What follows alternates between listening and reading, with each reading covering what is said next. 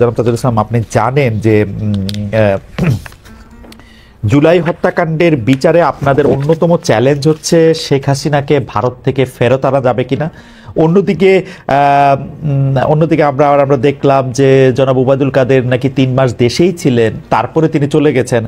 বিচার প্রক্রিয়ায় আপনার আসসালামু আলাইকুম প্রিয় দর্শক শ্রোতা। আসিফ নজরুলের কারণে আওয়ামী লীগ নেতাদের বিচারে বাধাগ্রস্ত হচ্ছেন, গুরুত্বপূর্ণ তথ্য আছে এই ভিডিওতে। ওবায়দুল কাদের আসলে বিএনপির তত্ত্বাবধানে এবং এই সরকারের কিছু লেসপেন্সারের সহযোগিতায়, যারা ইন্ডিয়ার দালালি করে তাদের সহযোগিতায় কলকাতায় পালিয়েছে। গুরুত্বপূর্ণ তথ্য আছে এই ভিডিওতে, চলুন ভিডিওতে বিস্তারিত দেখে আসি। জনাব তাজুল ইসলাম, আপনি জানেন যে জুলাই হত্যাকাণ্ডের বিচারে আপনাদের অন্যতম চ্যালেঞ্জ হচ্ছে শেখ হাসিনাকে ভারত থেকে ফেরত আনা যাবে কিনা। অন্যদিকে আমরা দেখলাম যে জনাব ওবায়দুল কাদের নাকি 3 মাস দেশেই ছিলেন, তারপরে তিনি চলে গেছেন। বিচার প্রক্রিয়ায় আপনারা কি আসলে সবার সহযোগিতা পাচ্ছেন কিনা? আদালত জানতে চেয়েছেন মহাপুলিশ পরিদর্শকের কাছে বা পুলিশ চিফের কাছে যে কিভাবে তিনি দেশ ছেড়ে চলে গেলেন। আপনার কি মনে হয় তিনি কিভাবে দেশ ছেড়ে চলে গেলেন? এই সরকারের মধ্যেই কি কেউ তাকে দেশ ছেড়ে চলে যেতে সাহায্য করেছেন? জি, আপনাকে ধন্যবাদ। অত্যন্ত প্রাসঙ্গিক প্রশ্নটা করেছেন। ওবায়দুল কাদের সাহেব চলে যাওয়ার ব্যাপারে যেটা শোনা যাচ্ছে যে উনি 3 মাস দেশে ছিলেন। তো আপনারা জানেন যে বাংলাদেশে এই বিপ্লবের পরে পুলিশ বাহিনীতে যে অস্থিরতাটা ছিল, বাংলাদেশে এরকম পরিস্থিতি কখনো হয়নি যে গোটা পুলিশ বাহিনী পালিয়ে গেছে। এবং যেহেতু তারা একটা বড় অংশই এই গণহত্যার সাথে সম্পৃক্ত ছিল, অপরাধের সাথে সম্পৃক্ত ছিল, তাদের পালিয়ে যাওয়াটা ছিল স্বাভাবিক। তারপরে কিছু যারা যখন ফিরে আসলো, এটা আইন শৃঙ্খলা পরিস্থিতি স্বাভাবিক হতে একটা সময় লেগেছে। এবং এই সুযোগটার সদ্ব্যবহার করে আমাদের যে সমস্ত সম্ভাব্য পারপিট্রেটরস, যারা আসামি যারা আছেন, তারা দেশ ত্যাগ করেছেন। এবং সেই ক্ষেত্রে আমরা যতটুকু জানতে পেরেছি যে 3 মাস পর্যন্ত তিনি ছিলেন। আমরা এই ব্যাপারে বিজিবির সাথে কথা বলেছি। তারা যেটা বলার চেষ্টা করেছেন যে আমাদের বর্ডারে 4100 কিলোমিটারের বেশি বর্ডার আছে ভারতের সাথে, এবং সেই ক্ষেত্রে বিওপি গুলোতে যে কয়েকজন করে বিএসএফ থাকে, তাদের পক্ষে আসলে পুরো সীমান্তটা পাহারা দেওয়া সম্ভব নয়। এই ফাঁক দিয়ে যদি কেউ পার হয়ে যায়, বাংলাদেশের কোনো ইমিগ্রেশনকে টাচ না করে, ওপার থেকে তাদেরকে আসলে ওয়েলকাম করার লোক আছে। সেই ক্ষেত্রে তারা চলে যেটা যাচ্ছেন, এটা বিজিবি চাইলেও অনেক ক্ষেত্রে তারা রোধ করতে পারেনি বলে তারা বলেছেন। নয় যে পুলিশের মধ্যে যেহেতু তাদের অনেক বেশি অনুগত লোকজন ছিল, তারা কেউ তাকে সহযোগিতা করেছেন, এটা স্বাভাবিক। কিন্তু যত সময় যাবে আমি মনে করি যে এই জিনিসটা আস্তে আস্তে ঠিক হয়ে আসবে। এইভাবে পালানোর পথটা আস্তে আস্তে রুদ্ধ হয়ে যাবে তাদের জন্য।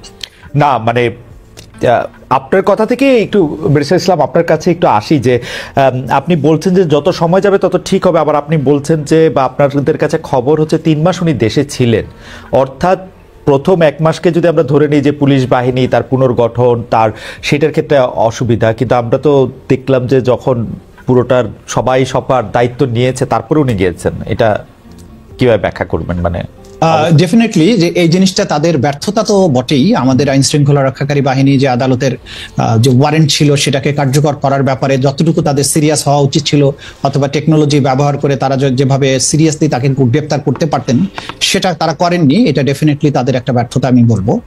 আরেকটা জিনিস হচ্ছে, আমরা এটাও জানতে পারছি যে প্রথমে তাদেরকে কিন্তু কোথাও আশ্রয় দেওয়া হয়েছিল জীবন বাঁচানোর জন্য বা ইত্যাদি ইত্যাদি কথা বলে। কিন্তু তারপরে যখন জীবন বাঁচানোর পর্বটা শেষ হয়ে গেল, তাদের জীবনের উপর আশঙ্কা কমে গেল, তখন তাদেরকে আসলে আইনের হাতে সোপর্দ করা উচিত ছিল। সেই জায়গাটায় একটা শূন্যতা হয়েছে বলে আমরা মনে করি। আপনার কাছে কি মনে হচ্ছে যে এটার ক্ষেত্রে কিছুটা পিক এন্ড চুজ করা হয়েছে, যে কাকে আসলে মানে আশ্রয় নিতে সবাই এক জায়গাতেই গিয়েছেন, আমরা ক্যান্টনমেন্টের কথা বলতে পারি, কিন্তু তারপরে পিক এন্ড চুজ করা হয়েছে কাকে তুলে দেওয়া হবে কাকে তুলে দেওয়া হবে না? ব্যাপারটা কি এরকম? এটা আমার কাছে ডেফিনিট কোনো ইনফরমেশন নেই। কিছু লোক গ্রেপ্তার হয়েছেন বলে খবর বেরিয়েছিল, সেগুলো পরবর্তী সময় আমরা দেখলাম যে না, তারা আসলে গ্রেপ্তার হননি। তো সেক্ষেত্রে পিক অ্যান্ড চুজ অথবা কেউ তাকে ফেভার করা বা এরকম কিছু একটা হয়ে থাকতে পারে। যেহেতু আমার কাছে ডেফিনিট ইনফরমেশন নেই, আমার পক্ষে মন্তব্য করাটা কঠিন। কিন্তু দৃশ্যত তাদের পালিয়ে যেতে কেউ না কেউ সাহায্য করেছে, এটা বোঝা যাচ্ছে বিদ্যমান বাস্তবতা থেকে। আপনাকে ধন্যবাদ। আমি একটু ব্যারিস্টার রাশনাইম আমার কাছে আসি। যে ব্যারিস্টার রাশনাইম, আপনি জানেন যে আওয়ামী লীগ সরকারের করা আন্তর্জাতিক অপরাধ ট্রাইব্যুনালে নিয়ে অনেকেরই আপত্তি ছিল বা কারো আপত্তি ছিল, কিন্তু যাদের আপত্তি ছিল তাদের কেউ কেউ এখন আবার অন্তর্বর্তী সরকারের ঘনিষ্ঠ।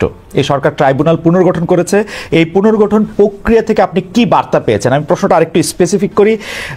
আমাদের সাথে আছেন চিফ প্রসিকিউটর জনাব মোহাম্মদ তাজুল ইসলাম।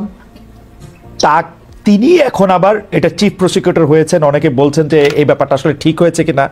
আমরা এটা অবশ্য তার কাছেও জানতে চাইবো, আপনার কাছ থেকে আগে প্রথমে জানতে চাই। আবার তার বিশেষ পরামর্শক মানে জনাব তাজুল ইসলামের বিশেষ পরামর্শক নিয়োগ করা হয়েছে টবি ক্যাডম্যানকে। আমরা আওয়ামী লীগ আমলে আন্তর্জাতিক অপরাধ ট্রাইব্যুনালে ৭১-এর মানবতা বিরোধী অপরাধের যখন বিচার চলছিল তখন এই ব্রিটিশ আইনজীবী টবি ক্যাডম্যান অভিযুক্তদের পক্ষে আইনজীবী হিসেবে বাংলাদেশে আসতে চেয়েছিলেন, যদিও তখন তা আসতে দেওয়া হয়নি। এটা থেকে আসলে আমরা কি বার্তা পাচ্ছি, মানে আমরা কি আমরা আপনার কাছে একটু শুনি। জি জি, ধন্যবাদ খালিদ ভাই।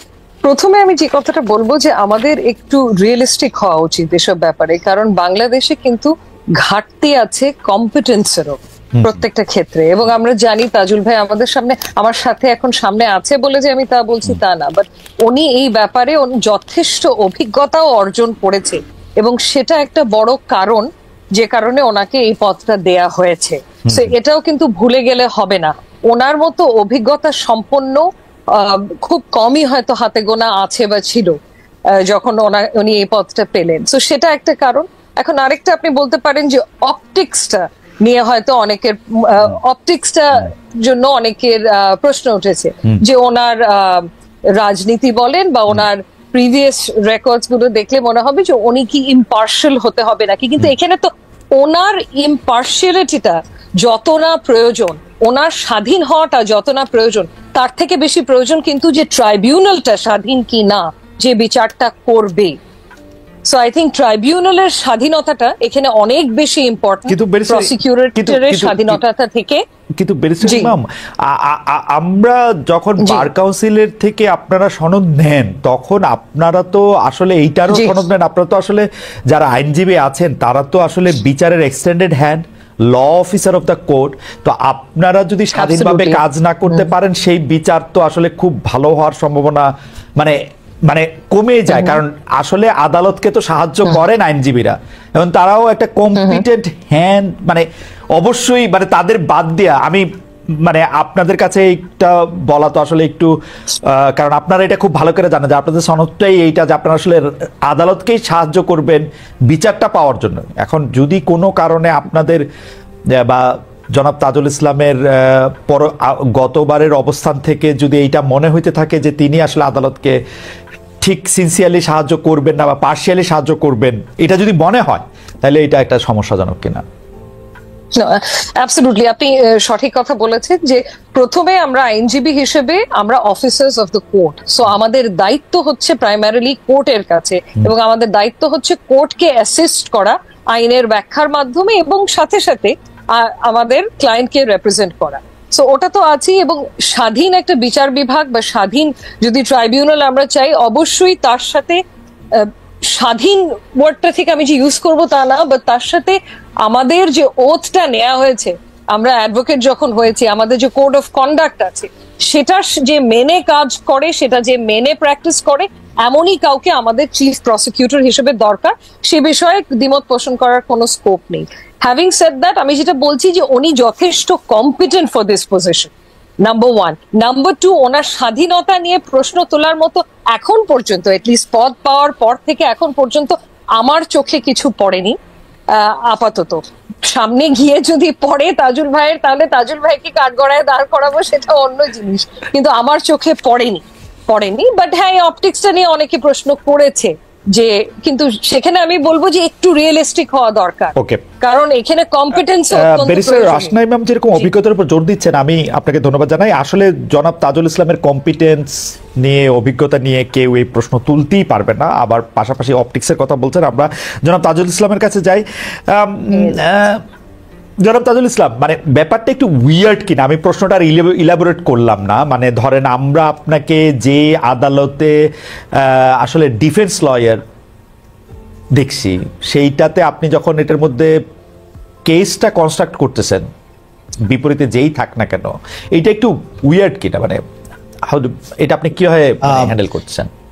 দেখুন, একেবারেই এই প্রশ্নটা যেখান থেকে আসছে বা যেভাবে তোলা হচ্ছে, এটা নিতান্ত অনাকাঙ্ক্ষিত। কারণ দেখুন, আমরা আইনজীবী হিসেবে আজকে প্রসিকিউশনে থাকবো, কালকে ডিফেন্সে থাকবো। আমরা প্রতিনিয়ত অনেক মামলা করি, কোনোটাতে হয়তো ডিফেন্ডেন্ট সাইডে, কোনোটা রেসপন্ডেন্ট সাইডে, কোনোটা পিটিশনার সাইডে।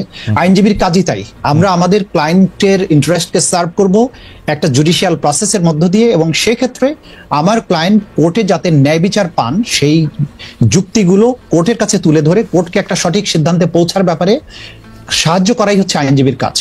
একসময় আমি ডিফেন্সের পক্ষে কাজ করেছি, তাদের ইন্টারেস্ট আমি সার্ভ করার জন্য চেষ্টা করেছি, তারা যাতে সর্বোচ্চ ন্যায় বিচারটা পান সেই ব্যাপারে আমার সমস্ত মেধা আমি ব্যয় করেছি। এখন আমি প্রসিকিউশনের পক্ষে কাজ করছি। দেখেন, যারা কনফ্লিক্ট অফ ইন্টারেস্টের কথা বলে, সেই সময় আমি যাদের পক্ষে মামলা লড়েছি তারা কি এই মামলার বাদী অথবা তারা কি এই মামলার আসামি? তারা যদি এই মামলার আসামি হতেন তাহলে কনফ্লিক্ট অফ ইন্টারেস্ট হতো, যে এক সময় তুমি তাদের পক্ষে মামলা করেছো, এখন তাদের এগেইনস্টে করছো, সুতরাং এটা কনফ্লিক্ট অফ ইন্টারেস্ট। এখানে আইনজীবীকে কখনো নিরপেক্ষ হওয়ার কোনো ব্যাপার নেই। নিরপেক্ষ ইন দ্য সেন্স যে আপনি একদিন আপনি ডিফেন্সে কাজ করেছেন বলে আরেকদিন প্রসিকিউশনে যেতে পারবেন না, এই ধরনের নিরপেক্ষতার প্রয়োজন তো এখানে নাই। কিন্তু এখানে যেটা দরকার, যেটা রাসনা ইমাম খুব ক্লিয়ারলি বলেছেন, একটা হচ্ছে যে অভিজ্ঞতা এবং কম্পিটেন্স, যে এই মামলা পরিচালনার ব্যাপারে যে ধরনের অভিজ্ঞতা দরকার, যে ডিটারমিনেশন দরকার। বাংলাদেশে যে ম্যাসিভ স্কেলে যে ক্রাইমস এগেইনস্ট হিউম্যানিটি হয়েছে, আমাকে আয়নাঘরের গভীর অন্ধকার থেকে যে এভিডেন্স গুলো কালেক্ট করে আনতে হবে এবং সেটাকে প্রপারলি আদালতের সামনে ইন্টারন্যাশনাল স্ট্যান্ডার্ড, দেশীয় স্ট্যান্ডার্ড মেনটেন করে প্রেজেন্ট করার জন্য যে স্ট্রং ডিটারমিনেশন দরকার, যে অভিজ্ঞতা দরকার, যে এক্সপার্টিস দরকার, সেটা আমার আছে কিনা, সেটা আমি রাষ্ট্রের পক্ষকে সার্ভ করার জন্য আমি কম্পিটেন্ট কিনা। এবং এখানে আমি 100% আমি রাষ্ট্রের পক্ষে, আমার তো নিরপেক্ষতার প্রয়োজন নেই, আমি 100% রাষ্ট্রের পক্ষে। নিরপেক্ষ থাকবো যদি ন্যায় বিচার নিরপেক্ষ হতে হবে, এখানে জাজেসদের, এখানে আদালতকে নিরপেক্ষ হতে হবে। আমি একটা সাইড, ডিফেন্সের আরেকটা সাইড থাকবে, দুই পক্ষ তার ক্লায়েন্টের বেস্ট কেসকে এখানে প্রেজেন্ট করার চেষ্টা করবে। সেই ক্ষেত্রে কোনো আপোষ করার কোনো সুযোগ আছে কিনা আমি জানি না, কোনো আপোষ করার কোনো সুযোগ আছে বলে আমি মনে করি না। বেরসে ইসলাম, এইটা অবশ্য একটা খুবই ফাইন লাইন আইন কানুনের, যে আসলে লয়ার একটা পক্ষ কিনা, কারণ অথবা লয়ার আসলে এই পুরা বিচার ব্যবস্থারই অঙ্গ কিনা, সেটা নিয়ে আসলে বিস্তর একাডেমিক আলোচনাও চলতে পারে। আমরা একসময় নিশ্চয়ই সেটা করব। আপনি যেরকম ভাবে বলতেছেন যে আপনি একটা পক্ষ, সেটা কোর্টের মধ্যে অনেক কোর্ট আপনাকে পছন্দ নাও করতে পারেন, মানে এটা হচ্ছে যে আমার অভিজ্ঞতা আমি দেখছি আপনি যখন বলবেন যে আমি একটা পক্ষ নিয়েছি। হাওয়েভার, আমি যে প্রশ্নটা করতে চেয়েছিলাম, যেটা আপনার কথা থেকে যেটা উদ্ভূত হয়েছে, যে সেটা হচ্ছে যে ৭১-এ মানবতা বিরোধী অপরাধের যেসব বিচার চলছিল, এই 4 মাস কি সেগুলি ডিফ্রিজ, মানে এগুলির কি আর কোনো মানে বিচার এখন আর চলছে না? ৭১-এর যে বিচারগুলো ছিল তার মধ্যে 30টা মামলা এখানে সর্বশেষ আমাদের জানা মতে পেন্ডিং আছে। সেই 30টা মামলা হচ্ছে এমন সব মানুষদের, গ্রামে গঞ্জে তাদের জমি নিয়ে মারামারি হয়েছে, আরেক পক্ষ বলেছে যে ঠিক আছে তোকে আমি ৭১-এর মামলায় ঢুকিয়ে দিলাম। এইরকম ফিশি কিছু মামলা এখানে পেন্ডিং আছে। আমরা যেটা বলেছি যে এই মামলাগুলো যেহেতু আগে করা হয়েছে, অনেকগুলো তদন্ত রিপোর্ট হয়নি, অনেকগুলো তদন্তাধীন, কোনগুলো তদন্ত হয়েছে, বিচারের অপেক্ষায় আছে, এগুলো প্রত্যেকটা আমরা আলাদাভাবে পর্যালোচনা করে আমরা এগুলো দায়িত্ব ভাগ করে দিচ্ছি, যে যেগুলোতে সত্যিকার অর্থে কোনো মেরিট আছে সেগুলো বিচারের জন্য প্রসিড করবে, এবং যেগুলোতে কোনো মেরিট নেই আমরা আদালতের কাছে বলছি যে এগুলোকে আপনারা অ্যাজ পার ল যেভাবে ডিসপোজাল করে দেওয়া উচিত সেটা করেন। আমরা দেখেছি যে এখানে 90 বা 95 বছর বয়সের অনেক আসামি আছেন, যে পঙ্গু, যারা বিছানায় শুয়ে বাথরুম করতে হয়, সেই রকম ধরনের লোকদেরকে কোনো ধরনের জামিন না দিয়ে বছরের পর বছর এখানে আটকে রাখা হয়েছে। আমরা এটা বলেছি আদালতের কাছে যে এই জাতীয় বিষয় যেখানে আছে, আদালত অবশ্যই যেন তার ডিসক্রিশন ব্যবহার করে এই লোকদেরকে বের করে দেন। এবং আমাদের প্রায়োরিটি হচ্ছে যে এখন জুলাই আগস্টের সংগঠিত গণহত্যা এবং গত 16 বছরে মানবতা বিরোধী যে সমস্ত অপরাধ, গুম এবং খুনের মতো বিষয়গুলো হয়েছে, সেগুলোর বিচারের বিষয়গুলোকে করা। মানে ৭১-এর মানবতা বিরোধী অপরাধ নিয়ে এই মামলাগুলি আর চলবে না, মানে আপনার কথা শুনেই বোঝা গেল যে আপনি যা বলবেন সেটাই বললেন, সেটাই তো মোটামুটি আদালত সিদ্ধান্ত দিবেন, তাই তো? চলবে না, না আদালত তো আদালত স্বাধীনভাবে দেবেন, আমরা চলবে না বলছি না। এই মামলাগুলো যেগুলো আছে এগুলো দেখলেই বোঝা যায় যে এই মামলাগুলো হচ্ছে যে একেবারেই সাজানো মামলা, যেগুলো বা খুব বেশি এগুলোকে প্রায়োরিটি দেওয়ার মতো নয়। এটা কোর্ট বলার পরে বললে ভালো হইতো মনে হয়। না না, এগুলো হচ্ছে প্রসিকিউশনের পক্ষ থেকে তো আমাদের একটা বক্তব্য আছে। আমরা যখন প্রসিকিউশন ইনভেস্টিগেশন এজেন্সিকে সুপারভাইজ করে, আমাদের ইনভেস্টিগেটররা যে ধরনের রিপোর্ট দিচ্ছেন এগুলো আমরা দেখছি, দেখার পরে আমরা কিন্তু কোনো ডিসিশন দেইনি। আমরা নীতিগতভাবে যেটা বলেছি যে পর্যালোচনা করে আদালতের কাছে আমরা ক্রমান্বয়ে প্লেস করছি। দেখেন, আমরা প্রতিদিনই কিন্তু এখনকার নতুন মামলার পাশাপাশি পুরাতন মামলাগুলো তালিকায় আসছে, আদালত কিন্তু দেখে দেখে এগুলোর উপরে অর্ডার দিচ্ছেন। সেগুলো ব্যাপারে যথার্থ যে যা প্রক্রিয়াটা গ্রহণ করা উচিত সেগুলো এখানে গ্রহণ করা হবে। আপনাকে অনেক ধন্যবাদ। আমি একটু প্রিয় দর্শক শ্রোতা, এই বিষয়ে আপনার মন্তব্য চাচ্ছি। মন্তব্যের ঘরটি আপনার, লিখতে পারেন মন্তব্যের ঘরে আপনার মন্তব্য। আজকে এই পর্যন্তই। আল্লাহ হাফেজ।